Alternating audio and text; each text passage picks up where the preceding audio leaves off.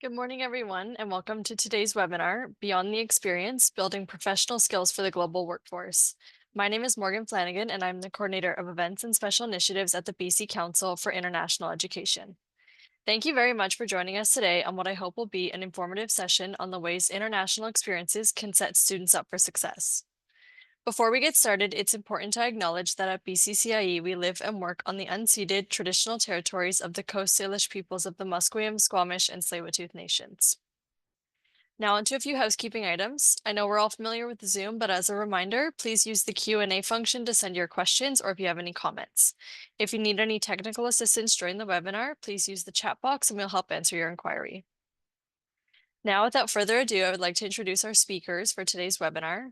We have Melissa Torres, President and CEO from the Forum on Education Abroad, Kate Moore, Principal and Founder of the Global Career Center, and Sarah Easler, Assistant Dean, International Programs and Partnerships, Haslam College of Business at the University of Tennessee. Over to you all. Thank you, Morgan. I'm just going to pull up our PowerPoint here and we'll get started. Hello, everyone. My name is Melissa Torres. I'm President and CEO of the Forum on Education Abroad. And as Morgan mentioned, we're here today to talk about the powerful ways that international experiences can set students up for career success. And in our opinion, that is most likely to happen when Ed Abroad programs are designed with purpose. We've divided the agenda into 3 parts: before, during, and after students have gone abroad.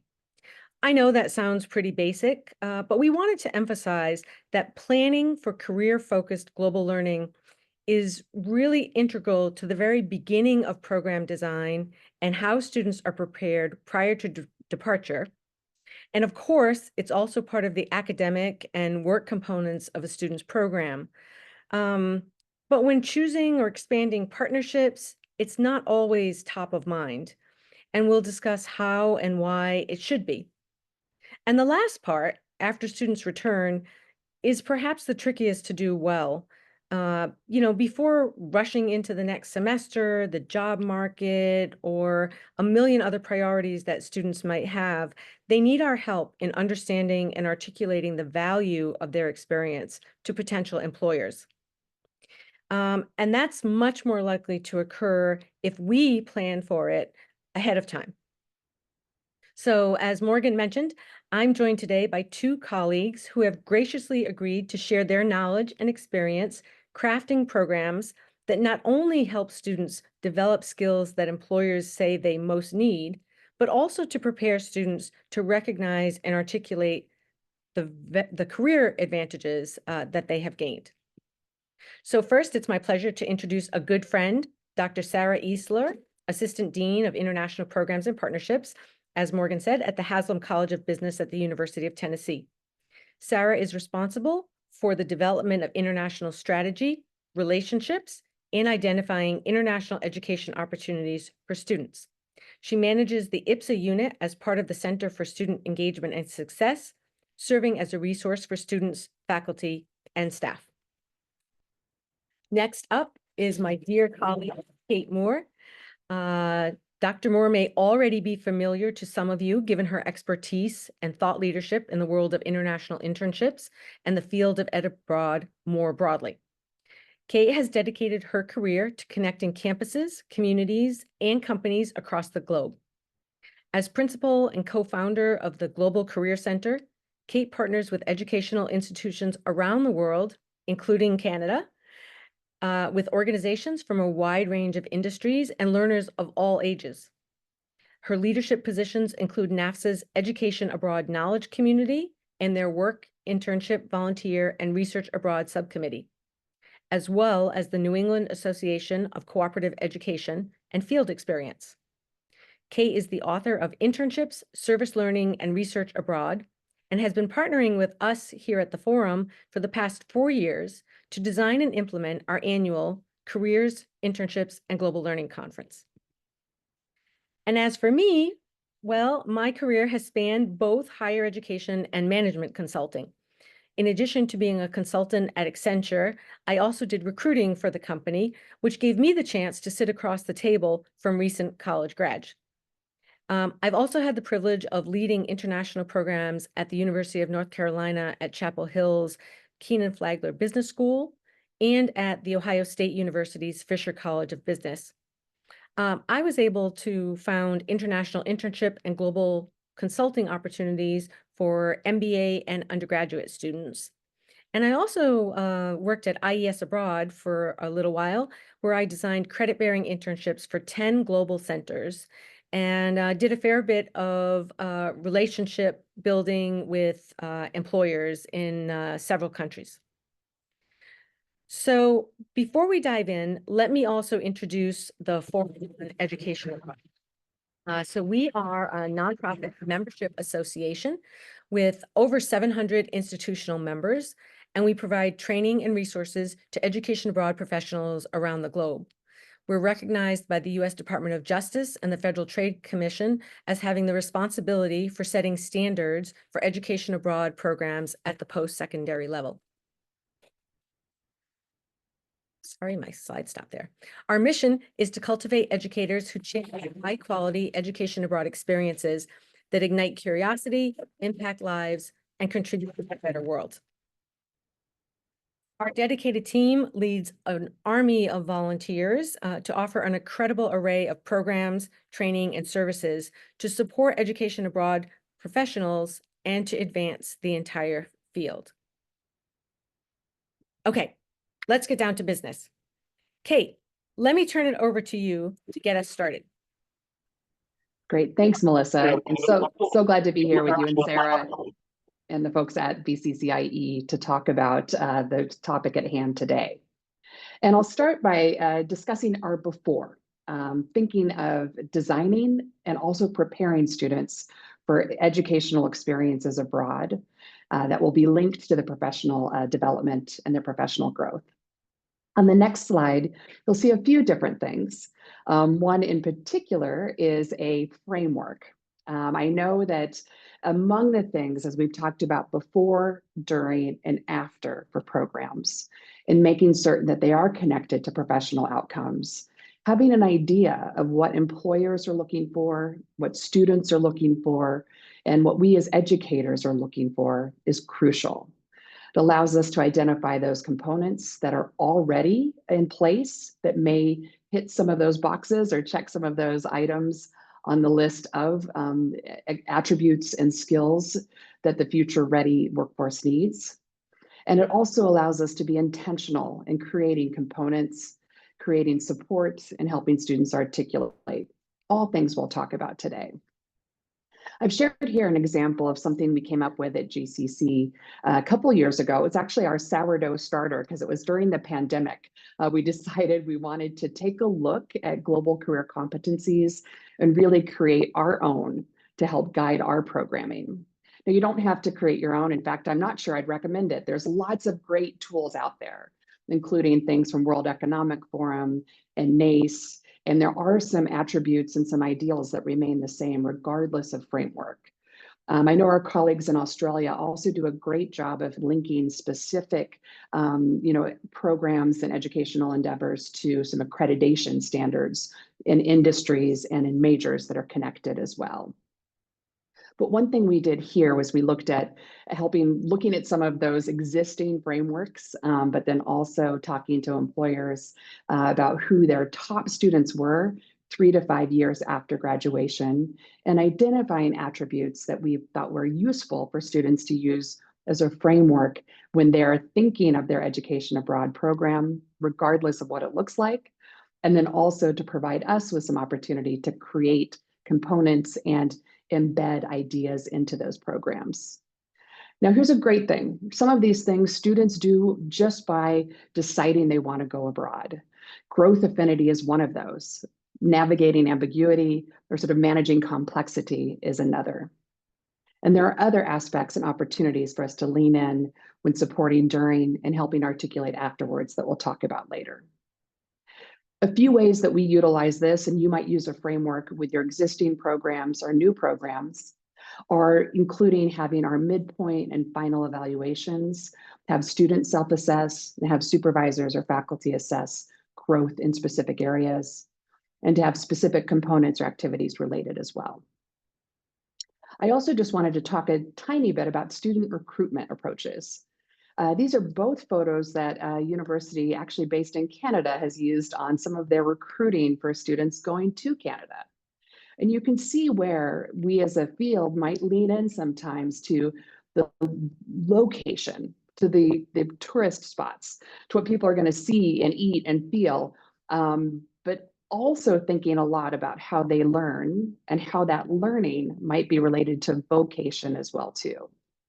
So thinking of intentionality, not just about how we're designing the programs to incorporate frameworks for where we want students to go, what those outcomes will be related to employers' wants and needs and wishes, but also thinking about how we're talking about programs with our students and really leaning into the vocation of what they're learning as well as the location too.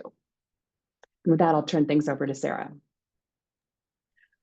I love it when one of my colleagues says something that I'm going to bank away, vocation in addition to location. I think that's one that I'm going to hang on to, Kate. I just jotted it down as you said it. This is an area where I couldn't agree with Kate more in the sense that we often have students that will come into the door, they're interested in an international experience or a career building experience. And that might result in an internship that's domestic. We certainly have the majority of our students who are doing domestic internships. However, for those that are coming into our office, they are looking for an international experience that includes an internship in many cases. And this is where we work and partner very closely with our careers office in both domestic and international internships. There are certain pieces and aspects of this that we don't see as particularly different, where there are other parts that are vastly different. Resume versus CV preparation, we know that that can be vastly different globally. And so helping students to understand what even is the CV. In the American context, this isn't a terminology that they've necessarily heard before. And certainly in a business school, they've been told to boil your entire professional and academic career to a single page and definitely don't exceed one page. These are differences that students need to understand as they're considering global markets as opposed to just the domestic market.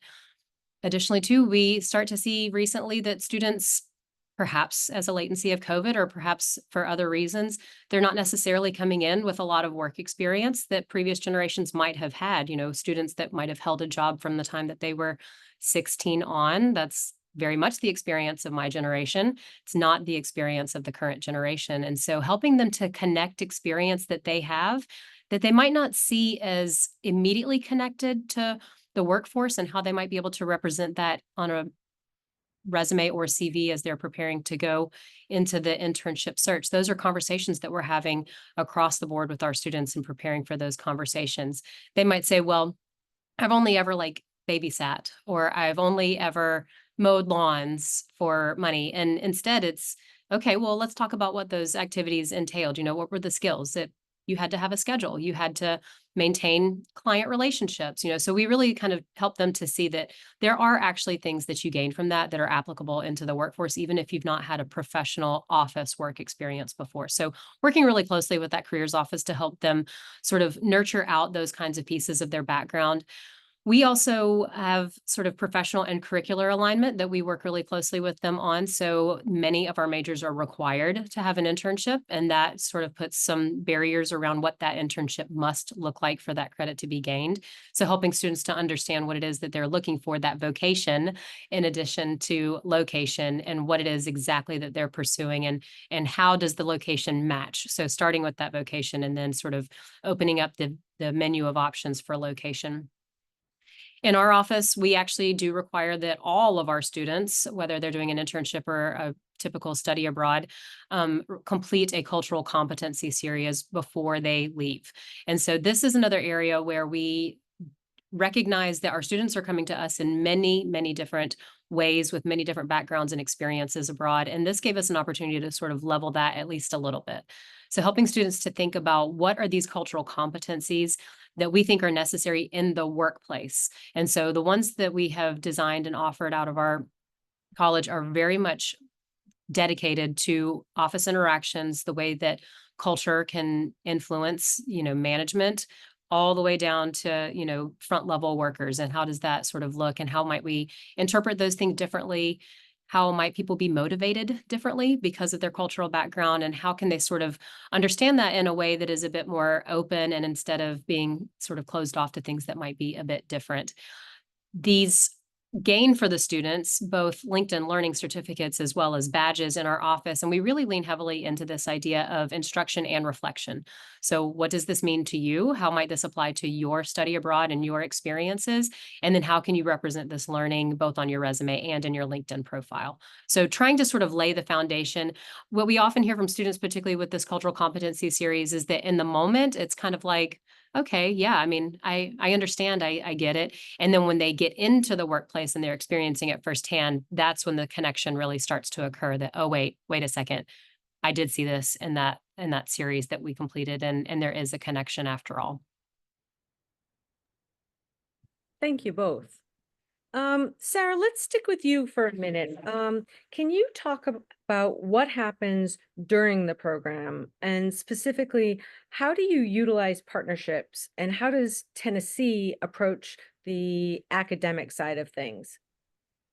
So we very much lean into partnerships. The support network that we leverage globally is quite large. And so what we have discovered in working with partners, and particularly for internship providers, we have very few students. There is not no students, but few students will secure an international internship on their own. Most of them need the assistance and facilitation of a partner, and for the complexities that go along with it, the logistics, right? So not only finding and matching to an internship and the, you know, the workings of that, but also housing, insurance, visas, all of these different things. And so the leveraging of a partner abroad in that space has been tremendously helpful to us.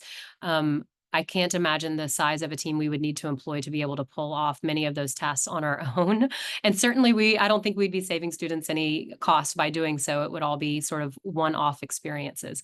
And so what we're able to do is really sort of lean on those resources. These are ones that we now have very close relationships with. And I feel like I could pick up the phone right this minute if we had any sort of issue in any stage of the process. So whether it's in that sort of discovery phase, scholarshiping phase, placement, on-site, all of that.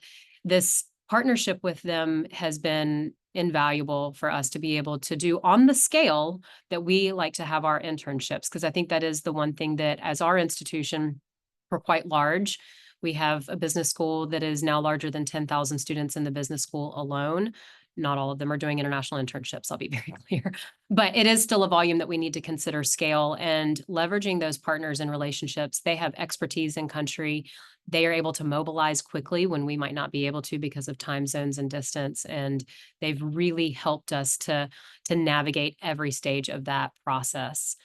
The other thing that we've been able to do with the time that students are abroad, I know that many institutions approach credit for internships differently. And the way that we do it is we don't attach credit to the internship itself, but we will create a course, and all of our students are required to enroll in that course. And we'll apply credit for the course, not for the internship itself. And where that has been helpful in a couple ways is, number one, visas. It definitely proves that this is a learning experience for the students and not necessarily an employment experience, although all of us know that it's both. But it does sort of solidify the fact that, yes, this is indeed an academic experience where coursework is attached. This course is asynchronous because we have all students across the globe into a section of this course, and they're all contributing to the learning environment. And so the modules for every single week of their internship, all of our internships are standardized to 8 weeks.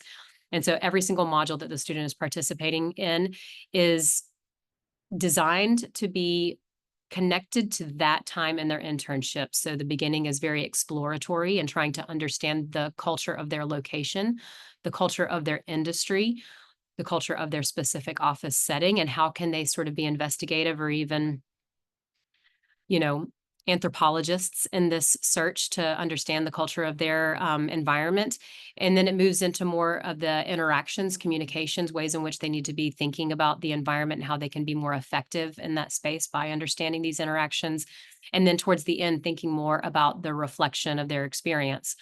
The advantage that it gives us during all of this is that we are grading every single week all of these, discussion prompts and responses that we're seeing in there. So we're able to keep a very close watch on what is it exactly that they're doing or not doing. Are there things that are coming up either directly or indirectly in these reflective exercises that we might want to put our hands on? And so as we're reading every single week all of these responses that are coming into these reflective exercises, you could imagine that sometimes there might be a red flag that I want to reach out to that student directly and say, hey, tell me a little bit more about what happened here. Or you said something here that I thought was curious. Let me learn a little bit more. Sometimes it's positive and I want to praise it. Sometimes it's something that I need to investigate a little bit more. And so this course has served in a multifaceted approach of being able to monitor progress, but also to help them sort of understand their environment and move through it in a way that's a bit more meaningful and reflective instead of just sort of blasting through and without having any sort of, core experience to that. Thank you, Sarah. Turning to you, Kate, I know students can encounter some unique challenges when they're at the work site. And thinking about intentionality, what are some of the supports that you put in place in advance to support them? Absolutely. And it does go back to a lot of that intentionality for sure. I love what Sarah was saying about instruction and reflection. I'm jotting notes down here as well too. And I think thinking about that course and the opportunity to see and through both the instruction and reflection about how students are performing, what they're learning in their internship or their experience or within their coursework as well is incredibly helpful to be able to utilize the supports that exist to have that feedback loop for students.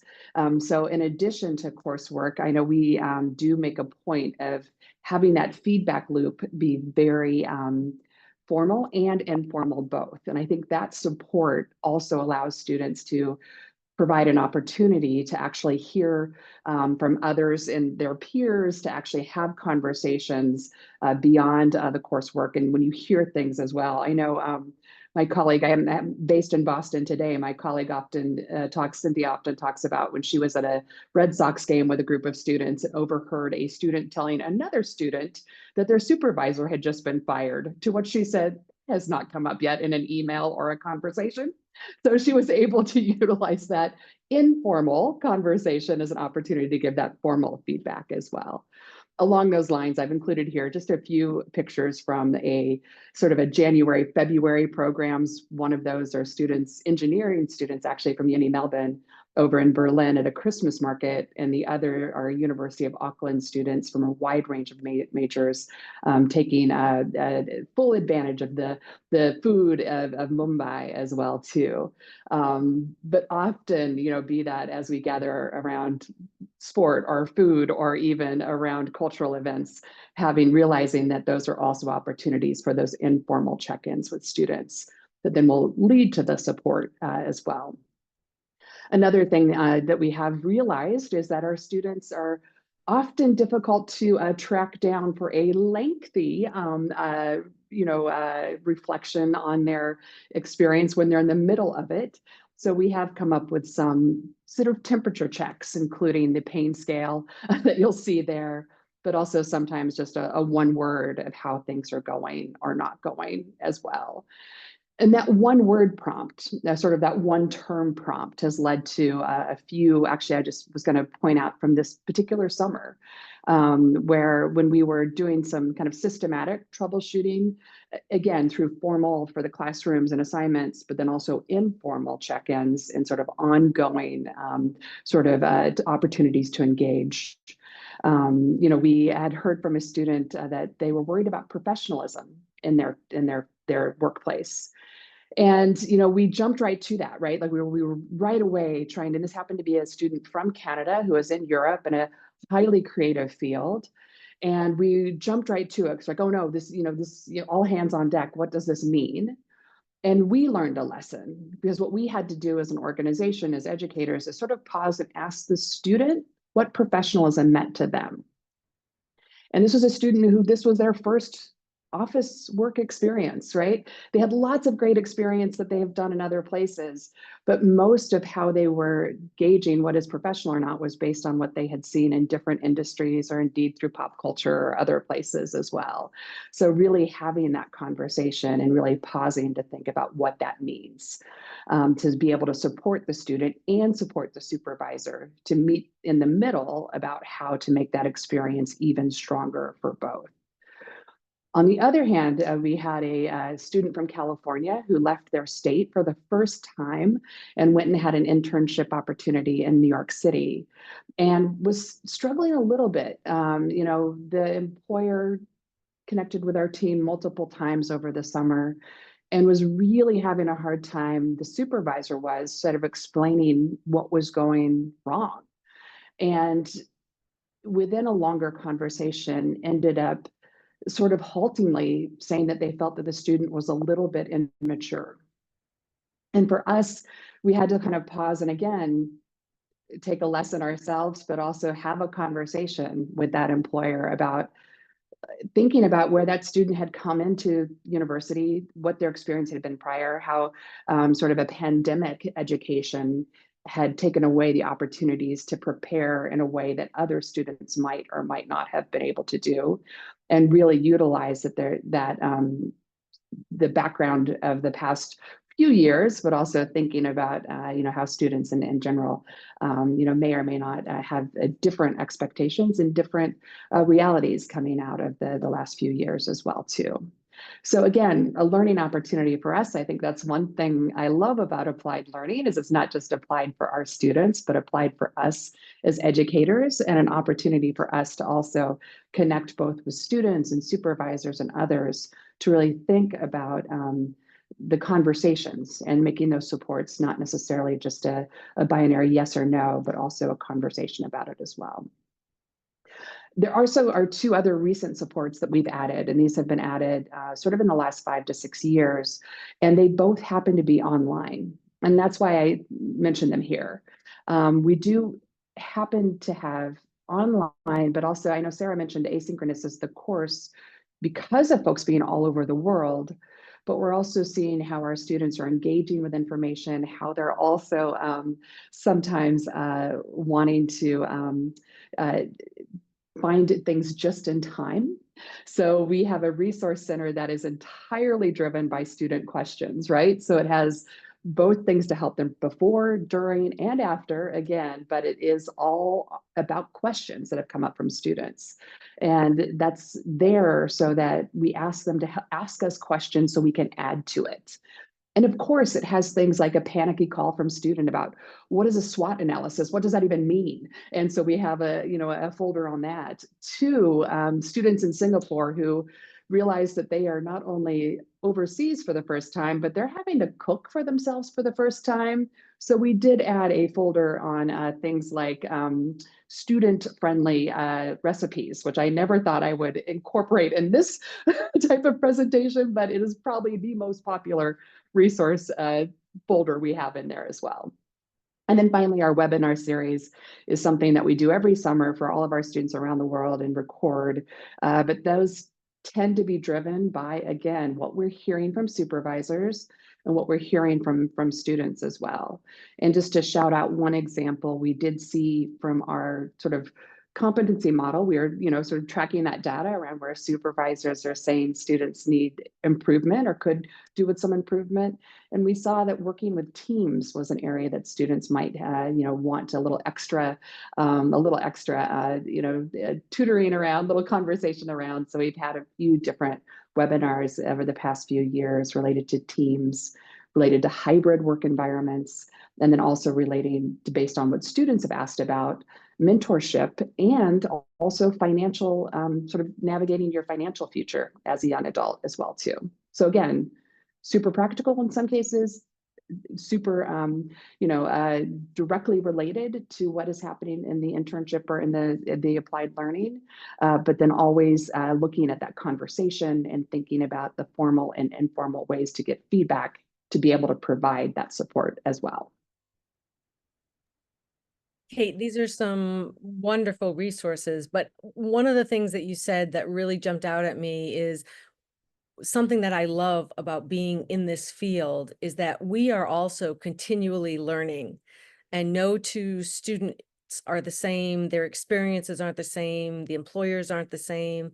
And so having the opportunity to continue to reflect on what students are telling us and how they're viewing the world and they're experiencing the world, I think is such a privilege. And I love that about working in education abroad, that I feel like I'm continually learning myself. And I don't know that you get that in every industry or every field that that you might work in. And it's certainly something I really appreciate being in this one. So let's stick with you for a minute, Kate. Students have now participated in this intentionally designed international experience. You've supported their learning, and hopefully they've successfully completed their project or their internship. How do you help them understand the value of what they've learned? In my experience, so often students understand the value much, much later, maybe years later, of an education abroad experience. So trying to help them really process that and be able to communicate it to not only their friends and family, but also to potential employers, is not an easy thing to accomplish. Wondering if you can share some information on that with us. Absolutely. Happy to jump into that. And I know there was a question in the Q&A about the platform we utilize for our online resource center. I am not a technologist. I truly believe that technology is a tool. So we actually use an old school, we use a Google Drive, and we played around with lots of different platforms. We ended up using a Google Drive because it was easiest for students to access in different parts of the world. There's lots of student comfort with that as well. We also have that resource center available for our supervisors. And so we asked our supervisors which they would recommend. And lots of technology came back, but that we went with an old-fashioned Google Drive for that as well. Largely for the access that folks could get to it. But and among the things in there, of course, is helping students understand and also communicate the value of their education abroad. And honestly, it doesn't matter if whether it's a 2-week program, faculty-led program, or a 6-month work integrated learning or co-op experience. The extent to which students often come back and feel as if they've had a life-changing experience that they can't possibly make anyone else understand. It's tricky. I know Melissa's heard me talk about one of the session titles I've seen is getting beyond "it was awesome," right? Like getting students to actually articulate in a way that not only gives them an opportunity to, be substantive and be thoughtful in their responses, but also as a field helps us sort of articulate the value of it as well too. It can often be seen as a luxury rather than an achievement. So which is why we want to make sure that students do see this as an achievement. Backing up and thinking about how a program is designed, sort of thinking about how we've recruited around it, thinking about the cross-cultural pieces that are incorporated in the preparation and in the coursework, and also how students are navigating some of the challenges they may encounter, absolutely is something that I think is important to not lose at this stage of the program, right? Making sure that they can. Now, we do work with some great government-funded programs around the world that do a really good job at this because it's a requirement of that government funding. And they will do things like in University of Auckland or New Zealand, that there's a social media training that students go through that talks about how to make it less about, the cool things they saw and more about the very important things that they learned, the impact and outcomes as well. I have gotten, it's funny, my family has seen that, the posts from some of our students who come back from India to New Zealand, and they're like, did you guys hire a PR firm to do this? I'm like, no way. That was actually training from the government on social media to help students articulate their experience as well. Other things that we've seen that are helpful for students are some of those assignments, and I know there are some engagements back on campus that Sarah will speak to as well. But I've just highlighted here a few principles, and I think Melissa mentioned sometimes students don't really know or acknowledge or aren't even aware of the impact of an experience until years later. So I do think it's important to think about sort of the on-site opportunity to give students a moment to pause and think, but then also realizing that post program, and even as they transition into alumni and future supervisors and employers themselves, that there continue to be longitudinal engagements about how the experience has impacted and what that has meant as well. I do find, and particularly because we often utilize those different career competencies as a framework to have students talk about their experience, that it's sometimes okay to remind students that this is holistic, right? That they can absolutely talk about, public transport in another country and how navigating that was an opportunity for them to learn. They can certainly talk about food and culture, and how learning a new dish, or sort of understanding a haka in New Zealand allowed them to open up their eyes in a different way. But it does certainly thinking about, yes, the career piece, but also thinking about how that is relevant as well too. And it's funny, this is something that doesn't land as well with students as it did 10 or 15 years ago. But I used to tell students, like I hold up a book, and I'd hold up a phone, and I would tell them to focus on the book and not on the phone, right? That they will have a time to have internal reflections, but then thoughtful sharing later, that they don't need to do an instant, especially if they've had a bad day, they don't need to do an instant reaction or hot take on that they could actually give it a moment and pause. So I know that is contrary to how our culture and our media is right now, but it is something that I also think can be a strong learning of students as well too, is to take a moment and pause, to have that reflection time as well as that thoughtful sharing time. I think you might have lost that battle, Kate. I'm not sure. I think so. I'm not sure. I'm getting lots of blank looks when I even hold up a book. They're like, what? Get rid of that, you know? And then I do think as well, it's fun for us to sort of think about where students are locally and how that's tied globally, but making those connections as well too. Some of my favorite examples are architecture or design students who come back from East Asia and talk about, utilizing bamboo as scaffolding, and utilizing sort of your local area, your local resources in a different way as well, but also what that means. So not just that connection, or here's what I've learned, but also thinking about that relevance. I work a lot with international students who come to the US, Canada, Australia, and other places. And a lot of our interviewing prep for those students is the relevance, is to talk about their experience and make it relevant to what is happening at this time. So, and I also think for our students who are returning from opportunities abroad, not just describing it, but also making that relevant with those connections as well. Thank you, Kate.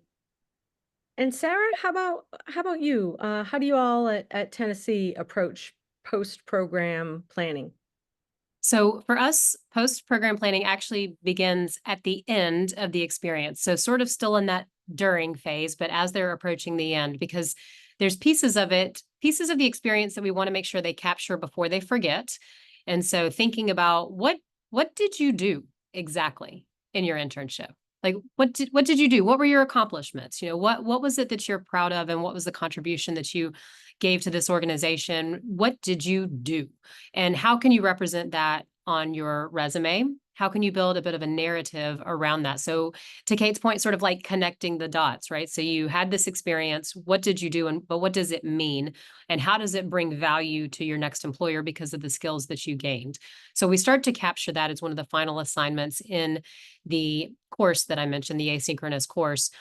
They move then into sort of their reflection phase where they need to produce a full reflection of their experience to include all the ways that they were uncomfortable, the ways that it was difficult, the ways that maybe their internship wasn't exactly what they had desired.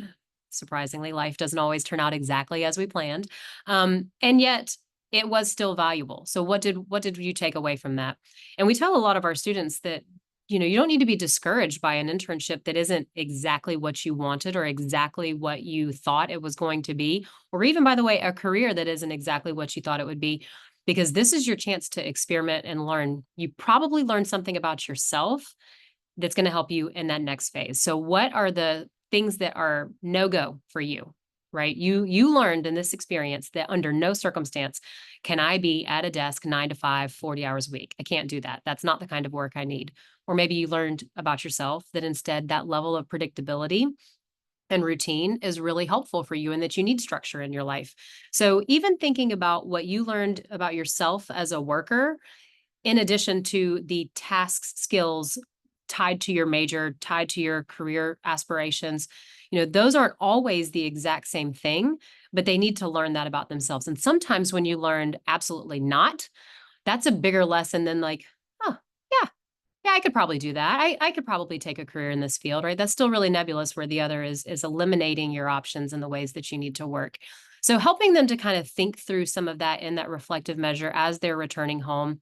For internships, almost all of them are during summer, certainly. And so there's a period of about 3 weeks when they've returned from their internship, but they're not back yet on campus. And this is when we like to just sort of let them marinate, right? The course is over, the experience is over, they've returned home, and they fielded questions from family, parents, those that funded this experience probably, wanting to know, what was it like? What did you learn? And so they've had a chance to kind of think through, practice, hone that response a little bit more before they get back onto campus, when we start really connecting them right back to that careers office. Because if they had a CV that they created for this, they need to bring it back to a resume for our domestic market. Chances are they're looking for full-time employment in the United States. How do they sort of make sense of their experience? Exactly what Kate was just saying. How do they take these reflections and learn about the ways in which maybe they aren't an expert in any one culture in this exact moment in time that they were there, but maybe they learn skills in resiliency, openness that can be easily applied. Where many of us, I think probably the entire field of careers, is moving into this space of skills based. So not exactly what was the task that you did, although that's nice to understand, but what are the skills that you're pulling away from that you can then apply elsewhere? And so how do we really sort of put those in the framework of what's next? So what was that? And then what's next? How are you going to use that to move yourself forward? So thinking about those roles, thinking about what they did. And then for us, we really want them to practice and have really in the can, so to speak, a handful of narratives that they can produce on demand. We talked to them about sort of, obviously, you want to match the response to the question in your next interview, but having a handful of narratives where you can concisely explain yourself and this, experience that was really big in your life and might feel overwhelming. You really don't often get, 15 minutes to explain this one thing that you did on your internship. You might have 3. So how do you boil this experience down into something that's manageable, but also relevant for the employer? So really thinking about, what are these experiences, and helping them to make sure. Kate, I love that you mentioned, that sometimes it is navigating transportation systems that are different, and that this level of independence that you've had to exercise that is an extension of the level of independence you had to exercise by moving to university. Those are all great things to talk about, but there might be some stories that you really don't want to tell, regardless of what you think that demonstrates about your experience. I think a classic example is, the time someone says, I had to name a time you had to work through a difficult situation. Never do you want your student to say, oh, well, I lost my passport and, I had to really navigate the foreign system to get a new one, and so on and so forth. But what they see is they had to go through all of these steps of bureaucracy. They succeeded in the end. They were able to come home. The employer stopped listening at, I lost this very important document that was critical to my return to the United States, right? So they might think this story is a great articulation of some, adversity they had overcome, when instead the professional on the other side, it shuts it off immediately. So that practiced narrative is something that we really work closely with them on. But we very much sort of work closely with our careers office because they're incredible professionals and partners in all of this. We don't pretend to know the market in and out in our space. They do.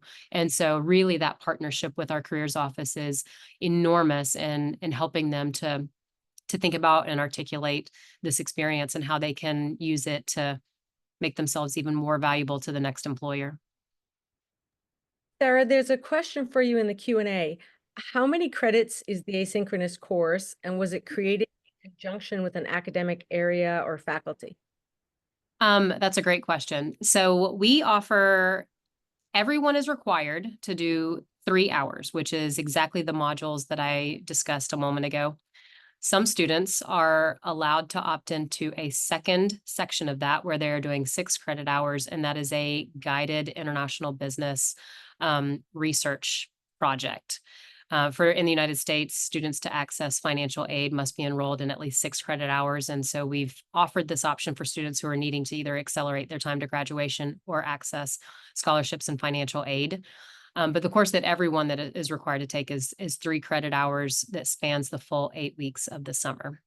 I designed that course and we needed it for the reasons I mentioned, mostly visas and making sure that our students are indeed students during this experience. And so I designed it and honed it over a couple of years, and we've kind of gotten it into a space that it seems to be working really well. This past year, we had to increase the sections. We had to double the sections. So we brought in new instructors to teach it as well. And so it's been excellent to have their feedback on it. But for the most part, we're just dialing it in, and it's worked really nicely to kind of keep a pulse on what's going on, but then also move them along this process. One goal that I will say whenever we set the course, however, is that we look at the entire portfolio of where students are going, and we try to divide them evenly across all sections so we can maximize diversity of location. So if you think about, for example, when they're talking about in-office communication, volume, distance, all the ways that we talk about intercultural communication among various cultures. We want people in Asia to be commenting about their experience versus what the experience is in our European destinations or African destinations, Latin American. So we want all of that sort of contribution of thought, and we want that diversity in the conversation, and then we're moderating the dialogue within that. So those that are teaching in the course are ones that are quite versed in intercultural communication and workplace careers, those kinds of things. Thank you. So I said at the beginning that the forum has some events and resources that are specifically useful to today's topic. And I've listed just a few on here. There will be numerous sessions dedicated to career-focused global learning at our annual conference in March. It'll be the first time the event's held outside the United States, and we're very excited to come to Toronto and to be in Canada. We also have an entire conference that's dedicated to this subject each October. It's called the Careers, Internships, and Global Learning Conference. That will be in Costa Rica next October. There's a free resource for you, the Standards of Good Practice for Education Abroad, which can be downloaded from the forum's website at www.forumea.org. Those are available in English, Spanish, and French. And the reason why I think the standards are really important is because they specifically address international internships and career-focused global learning. And there is an accompanying resource called the Prompts for Self-Assessment that are basically a list of questions that institutions and organizations can use to ask themselves, are we meeting these standards? Have we considered all of the things that you both have talked about today in intentionally designing our programs? And then the last one are our guidelines for internships abroad, which is a resource that Kate and some of her colleagues helped to write. There are new resources coming out all the time. So I'd invite the audience to join our LinkedIn group or to sign up for our newsletter. So before we leave, we're going to continue the conversation in those upcoming events, but also here in the next few minutes. And I know that we have at least one more question here in the Q&A. And we also had some questions submitted in advance. So before I get to the pre-asked questions, there's a question here, I think for Sarah. Can you Yeah. expand on how they earn Canvas badges and what is Canvas? Sorry about that, folks. Canvas is our learning management platform, and so you might be using Blackboard or something like that. It's just the e-learning platform that we connect all of our coursework grading, all of those kinds of things into. And so so Canvas has a badging option as part of it where we can offer badges. I'll tell you quite literally, we scoured LinkedIn Learning. We started with LinkedIn Learning because we knew that we wanted to offer this series. But we also knew that asking faculty or others to create a course from scratch is a heavy lift, and not everybody's able to do that. LinkedIn Learning happens to be something that's available for free on our campus to our faculty, staff, and students. And so we looked onto LinkedIn Learning to find very specific certificates in there that matched our goals for what we wanted students to be prepared for as they're going into their international education experience. And so we founded everything on those 3 LinkedIn Learning certificates that existed already in LinkedIn. And so that was not a heavy lift. We didn't need to recreate the wheel, right? It existed in the world. What we did then is we imported them into Canvas, which is that learning platform. The students participate in LinkedIn Learning exactly the same way you would for any certificate. They go through all of the videos, they take all of the quizzes to sort of check off that part of the box. The Canvas badge add-on piece that we require, however, is that reflective part. And so that's where we have built in our own series of assignments and reflective exercises where they need to think on that specific module and with that content on managing globally, for example. What was it that they took away from that they think applies to them, and how might they encounter that in the world? And so we pulled that in as an extension for this badge. I will say, the reflection part has been very important to us, and we want the students to do that. We think that's sort of critical to our, I guess, maybe philosophy of learning around here. The students love that they get LinkedIn Learning certificates. I think from a employer marketability standpoint, those are more valuable. They're more recognized across multiple industries for having validity. And so students really lean into that. The thing I will say too about this entire structure is that we're able to get pre and post data on a vast number of students annually and where they are at the beginning and the end. And we're about at the point now where we have a lot of longitudinal data where we can start to run progressional studies for how are they taking this learning, how are they sort of starting and finishing. And so that's something we're really excited about now because we've built up this bank of data that we're itching to get our hands on. Ever the PhD student. I know. So we only have a few minutes left here, but let's see if we can get to some of the questions that people submitted in advance. And the first one asks, I'm mainly interested in maximizing career and skill building potential of short-term 1-month study abroad programs. Could either of you speak to that? I'm Sarah? happy to. Sure, yeah. So I would always ask, is there a reason why it's one month? Is there what's the intentionality in that decision? And we all make a variety of decisions that lend to the duration of a study abroad. And so I'm sure that whomever asked this question has thought through that duration, all the pros and cons of that. If this 1-month study abroad option is indeed an internship, I would always ask, what is the market asking for? And so what we discovered in our internships, for example, is that the domestic market sees and values 8 weeks as the internship duration. And so we try very hard to match that so that no one is able to make an argument for a lesser experience because it was shorter. So I just sort of preface that as, thinking intentionally about what is the market asking for versus the pros and cons of your organization and what your students need. I personally, as I kind of just said, I really believe in the power of reflection and debriefing. I think especially on short-term programs, having them talk through and synthesize and guided debriefings, what it is that they've just experienced and how can they understand that or not understand that. In a business school for us, our short-term programs are typically our faculty-led, where we're in businesses. And we encourage our faculty to remember that things that might seem completely mundane to you or that you easily understand the nonverbals on, students are not necessarily going to pick up on that. So we need to talk about it. We need to come together and have a conversation. And I'll give you an example. A few years ago, we were in Argentina, and a student asked a question of a high-ranking CEO in a boardroom that was, we'll call it a bit of a critique of the government, for example.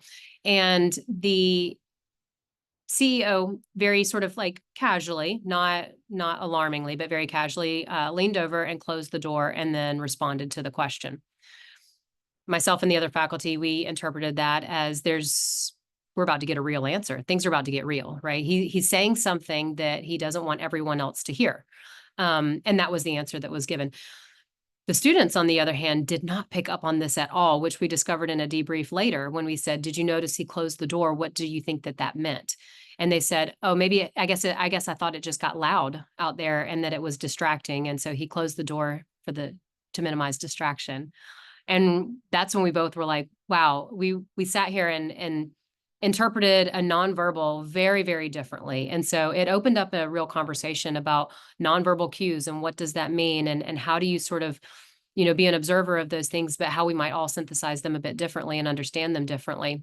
And it was a really, I think, important conversation because what we saw and experienced was really different. And so any way that you can build in structured and intentional debriefs of the conversation, what did you see, all of that, I think those in a group setting are really important. We also require a lot of journaling and reflective exercises on their own at the end of the day. And sometimes those are very much related to the businesses that we might have seen, but also what are they experiencing? What are they smelling? What are they seeing? What did they feel? What was surprising today? What was alarming today? And so finding different ways where they can kind of think about it and continue to touch on it and not just breeze through it. And because we all have a tendency to do that. I mean, I think not just students, we all do it unless we're kind of forced to, voluntold to. And so we really ask them to engage with their surroundings and think about it, knowing that they'll come back to these things years later when they can better understand the experience, even if it's not, in that exact moment. Thank you, Sarah.